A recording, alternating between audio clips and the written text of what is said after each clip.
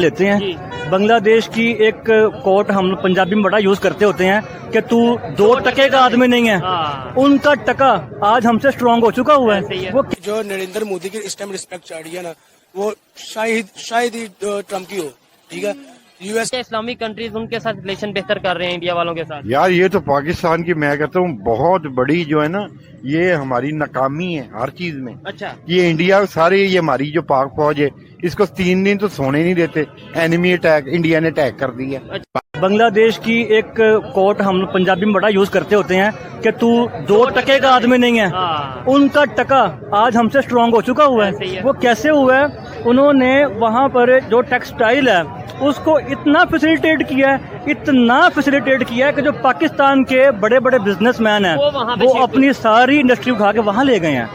اور وہ ٹکا جس کو ہم کہتے تھے کہ 2 ٹکے کا ہے، وہ آج ہم سے بہتر ہو چکے ہوئے ہیں. یہ ڈوب مرنے کا مقام ہے ہم لوگوں کے لیے، اور سوچنے کی بات ہے ان لوگوں کے لیے جو ان لوگوں کو سپورٹ کرتے ہیں بنا دیکھے. میرا سوال تھا سیکھنے کے اوپر کہ آپ نے بولا کہ ہمیں سیکھنا چاہیے، دیکھنا چاہیے. ہم کیوں نہیں سیکھتے کہ ان کی یوتھ میں اور ہماری یوتھ میں کیا فرق ہے؟ ہم سوشل میڈیا سارا دن دیکھتے ہیں، موویز انڈیا کی دیکھتے ہیں، ایمانداری سے بتائیے. بالکل دیکھتے ہیں، گانے ان کے سنتے ہیں، ایپیسوڈ ڈراماز جو بھی ہے، شوز وغیرہ ان کے دیکھتے ہیں.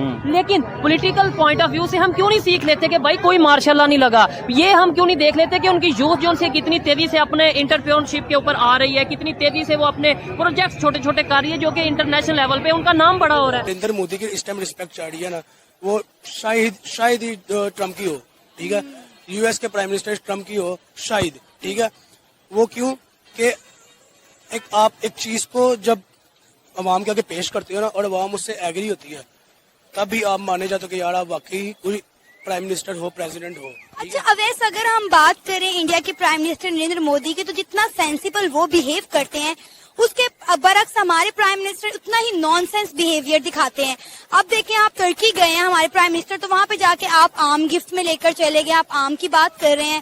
آپ نے پاکستان کے کسی مدعے پر، کسی مسئلے پر بات نہیں کی.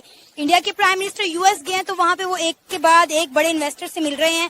آلریڈی انڈیا میں ایک سے بڑا ایک انویسٹر بیٹھا ہوا، پھر بھی کہہ رہے ہیں کہ آپ آئیں ہمارے ملک میں انویسٹمنٹ کریں. بڑے بڑے مہنگے قیمتی گفٹ انہیں تو دے رہے ہیں، اور ہم کیا لے کر گئے؟ آم کی 2 پیٹیاں، اور کہہ رہے ہیں آدھے آپ آم کے اور آدھے آپ کی بیوی کے. میں بھارت کو سپر پاور بنتا دیکھ رہے ہیں آپ؟ بالکل، وہ کام کر رہے ہیں اس پہ. اس چیز کو بالکل ہم نیگلیکٹ نہیں کر سکتے کہ وہ کام نہیں کر رہے. ہم کام نہیں کر رہے لیکن وہ کام کر رہے ہیں. ہم اس ٹائم جو ہے وہ سیٹ کے پیچھے پڑے ہوئے ہیں اور جلسوں جلوسوں کے پیچھے پڑے ہوئے ہیں، جبکہ وہ اپنی ٹیکنالوجی اور اپنی ہر چیز کو جو ہے وہ بہتر کر رہے ہیں ڈے بائی ڈے. کوئی لاسٹ میسج دینا چاہیں گے آپ؟ لاسٹ میسج یہی دینا چاہوں گا کہ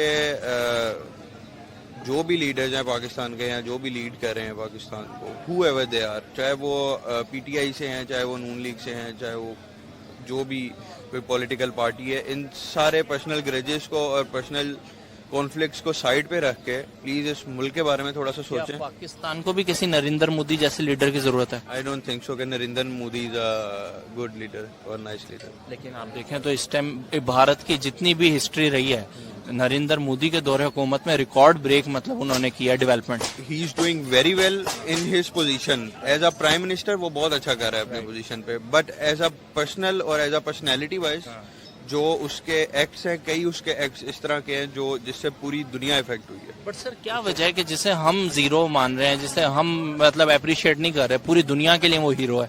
نہیں، ہمیں بھی اپریشیٹ کرنا چاہیے. اس چیز کو تو ڈینائی کرنا ہی نہیں چاہیے کہ India is not growing. India ہم سے بہت آگے ہے، اور میں ہمیشہ اس چیز کو ان کو اپریشیٹ کرتا ہوں جو انڈیا کو اور کسی بھی کنٹری کو گروتھ میں ان کی ہیلپ کر رہے ہیں. تو میرے خیال میں یہ پاکستان میں بھی ہونا چاہیے. ہمیں بھی گروتھ کی ضرورت ہے اب ادھر ہی بیٹھے اور کچھ